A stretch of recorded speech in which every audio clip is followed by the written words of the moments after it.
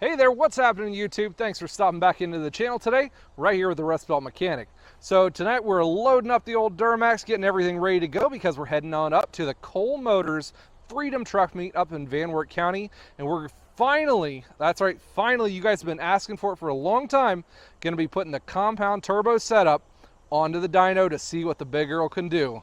Let's jump into it.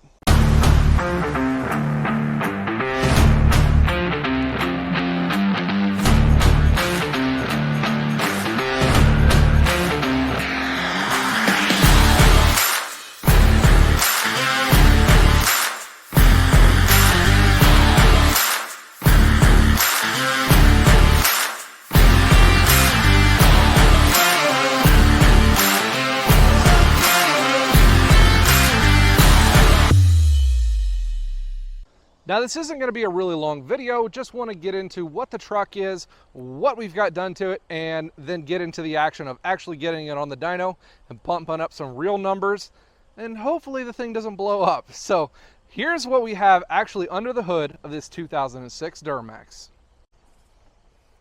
All right, we'll get the old girl opened up here. Ta-da! Here we are, boys and girls. In case you've missed it and you haven't been tuned into the channel very much, this is what we're working with on this 2006 Chevrolet 2500 HD. Originally, I got this one stock. That's right, bone stock, and we did all of the upgrades to this one pretty much in-house while I worked at the dealership. So baseline, what we've done is we took the cab off, removed the heads, and we've done everything from the long block up. The block itself is still stock. The lower end, the bottom end, the crankshaft, pistons, connecting rods, dampener, everything is stock, 100% stock. This truck now has 119,000 miles. Now in the top end, we did a little bit of work to the heads, cleaned up the ports a little bit, new valves. The valves are not oversized or anything like that. They are stock valves, and we went with upgraded valve springs to keep from doing a little bit of valve float on the top end.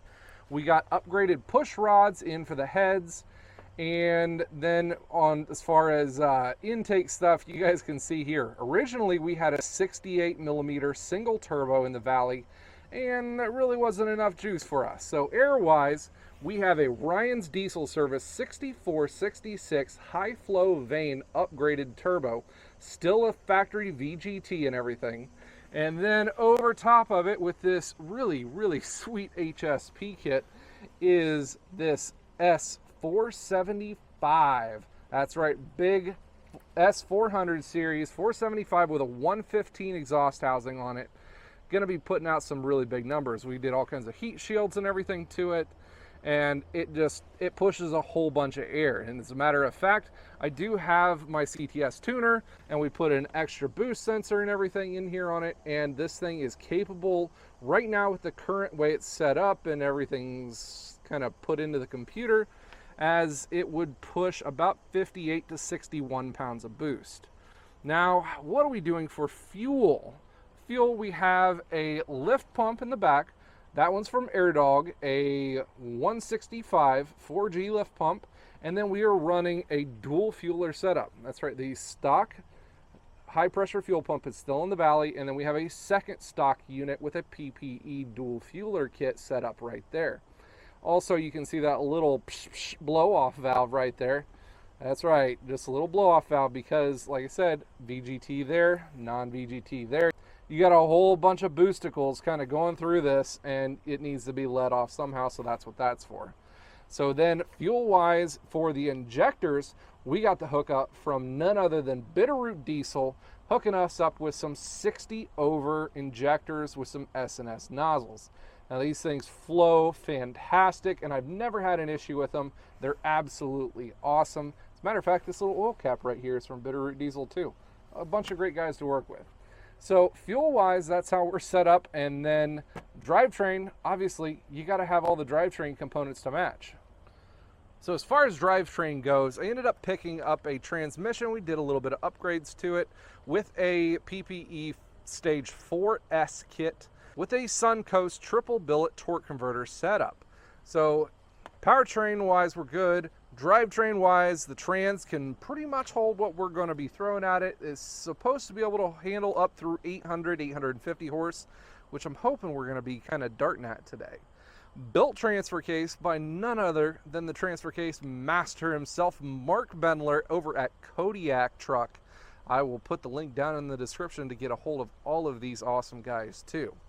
As far as axles go, we are still stock on axles, and this truck does have a BDS 7-inch lift kit with 37-inch tires. That's right, we're not going to be putting stocks on it. We're going to be running it just how I drive it, literally every day. These are Dyno Ridge Grapplers, 37 by 1350s on 22 by 12-inch rims with negative 44 offsets to them. And these things are two-piece rims, and they are heavy, coming in right at around 250 to 270 pounds per wheel. That's a lot of rotational mass, especially with stock axles. Does have an upgraded drive shaft. We went from a two-piece drive shaft to a single one-piece aluminum L5P drive shaft on this one, so we get rid of some of those weak points in the U-joints that are in the middle of a two-piece drive shaft. So really, I think that's just about it performance-wise that we have going on for this thing. So now what's left other than to get on up there and get this thing over to the dyno time. All right, guys, so we're getting ready to throw the Duramax up on the dyno for the first time since I've ever had this compound turbo setup. We've dynoed it when it had the single 68. We pulled about 640 horse, and now the compound setup, we got the 64, 66 Ryans, and we've got the big S475 on top. 60 to 80 over fuel injectors, dual fuel, just compound stock pumps on it, and we're gonna see what it can do. And yes, this thing still does have a stock bottom end. So I still have to drive it home. Hopefully we're not gonna scatter a bottom end or anything. I don't think we will, but I think it's gonna be a fun little pull on here. So in the comments below, I want you guys to put your guess on what the horsepower numbers are gonna be for the compound setup. And I think it's gonna be pretty interesting. Let's go get her all racked up on the dyno.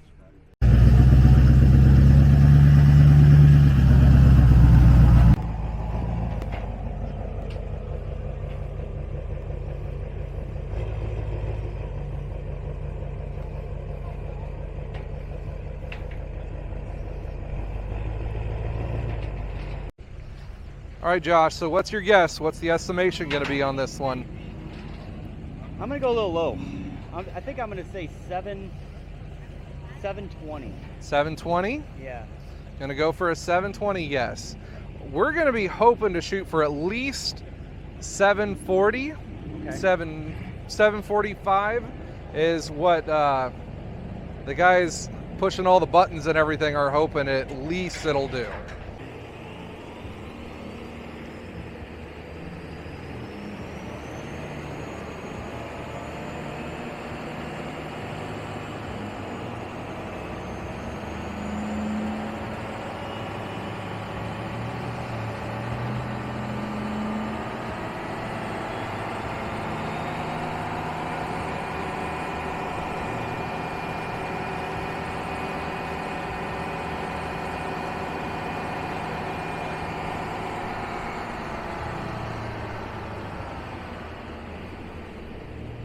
All right, we got the thumbs up. Here's pull number one, guys.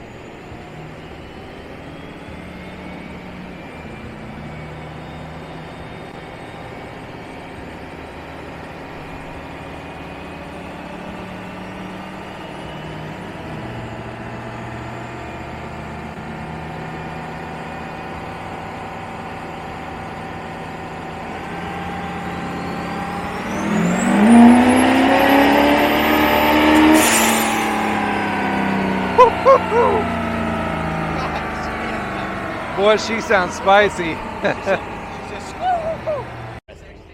660 on that one. We'll find out. We'll see what the sheet says, but here goes pull two.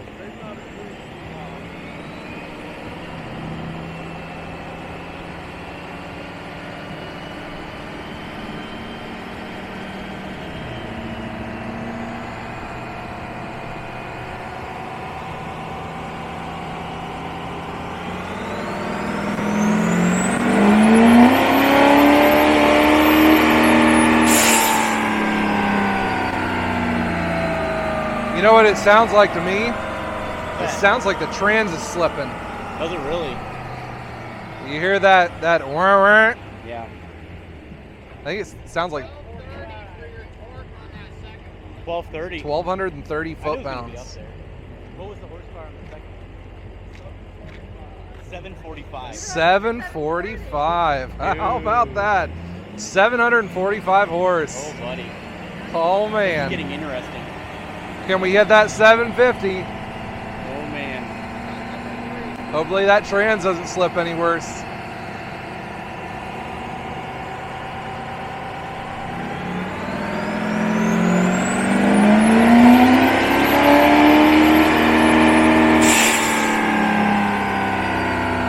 I love that blow-off sound. You could tell. So good. You could tell. You saw the smoke come out, and then all of a sudden cleared out a little bit. Yep. It runs out of fuel. The injectors don't have any more. Yeah, you're gonna need 100 overs, brother. Yeah, the injectors max out there. All right, let's go look and see what this is. 749. Hey, we got it. So actually, we're gonna watch this here.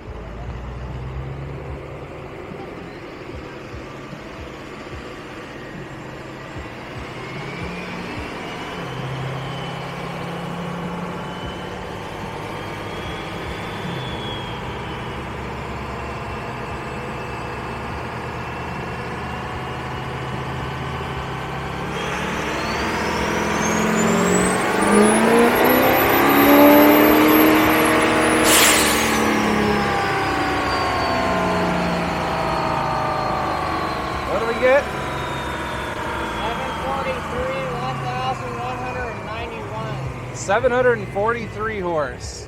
700. So the last pull was better. So we're right at 750, guys. So Very good. Hey, that's what we were thinking. that's what we were thinking. We were right there, We're being realistic too. We're not shooting for a high number. So nice. and it didn't blow up. So And you got an I get extra to 100 horsepower. I get to drive it home. So I know it's a little bright out here, but we got this down. That was pretty freaking exciting. The guys on the dyno were really excited to run that one. They said that is the unadjusted wheel horsepower at the tire. And they're also saying that if I would have put the stock size tires on it, put like 16s on it, with the 37s, because they weigh about 250 pounds of tire, you're losing about 10% of the horsepower rating at the wheel. So shoot, we could have hit 800, guys. So in fact, you know, with those big 37s, that's causing a lot more driveline torque, you know, on the actual driveline and axles, and I'm pretty happy at what it did. So I know that that motor can do over 800 horsepower and over 1,250 foot-pounds of torque on a stock bottom end. That's freaking awesome. All right, well, Josh, Mr. Truckmaster, is getting ready to pull his good old Wife Max up on the dyno. It's got a Ryan 68mm turbo. We're gonna see what that thing can do here next. 35. Yeah. Except for just a little older. Here goes the Wife Max.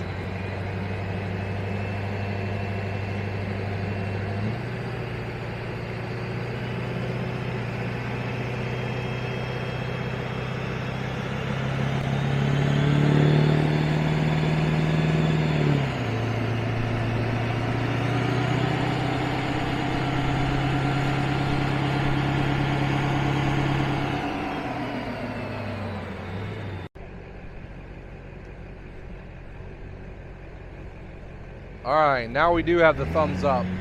We got thumbs up, we're ready to go.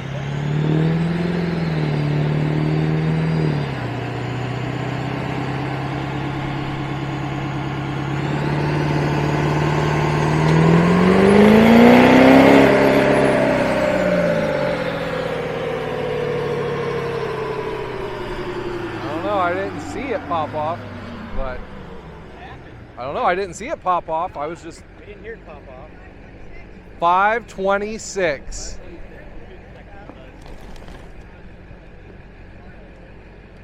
What was the foot pound? Okay, fine. Yeah, my LBZ got more than that. There's no way.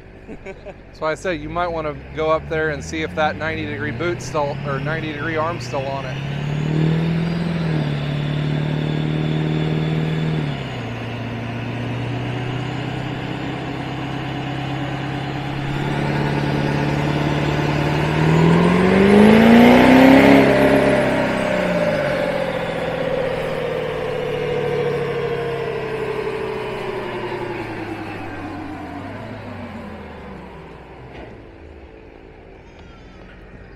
Come here, Savage.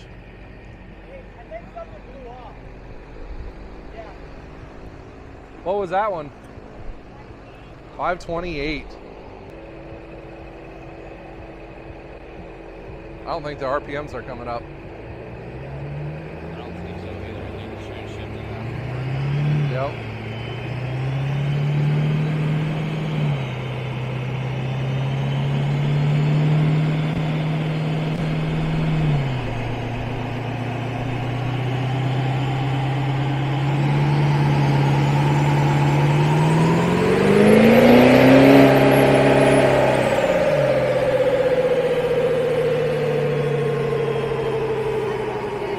$526. Well, if anything, it's 526. if anything, it's consistent. Well, boys and girls, we got back all safe and sound. We're all good to go. And of course, the truck didn't blow up. I was super excited about that one, and the fact that I was able to drive it home and I don't have to put another $20-some thousand into a built motor, because, you know, if the motor was going to go in this time, you're going to have to do things bigger, badder, better. So we're going to have to do a built motor. And what do you do after you've already done compound turbos? You got to go to triples. And I just bought this place. I don't need to be spending that kind of money. So good thing that it held together. And we might be doing a little bit of tweaking here and there to try to get a little bit more numbers, horsepower, and torque-wise squeezed out of the old girl.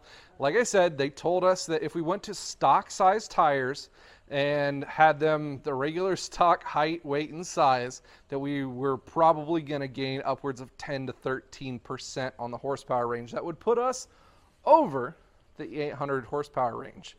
Now, where do I want to shoot for here in the future? I still want to run the stock bottom end a little bit more just to see what else we can squeeze out of it. Let's do some upgrades to the axles and maybe the inner tie rod ends. I upgraded the outers, but the inners, not so much yet. So I want to do some more with this truck here next year. I want to be able to do some dirt drags with it, maybe some truck pulls, and we need to get some tires that are a little bit better, as well as a little bit better gearing. This still does have the stock 373 gearing in it and stock axles. So with this much weight and everything and this much horsepower, I don't want to be snapping axles either. Not going to be a fun time to do that one. But we are looking forward to a lot more fun coming up this next season and everything. So over the winter, we're going to be doing some of those upgrades. I really look forward to that one. So make sure you guys stay tuned to the channel. We're going to have lots more fun with this one and a bunch of tools here in this awesome shop that we finally have set up for right here at the old Rustbelt Ranch.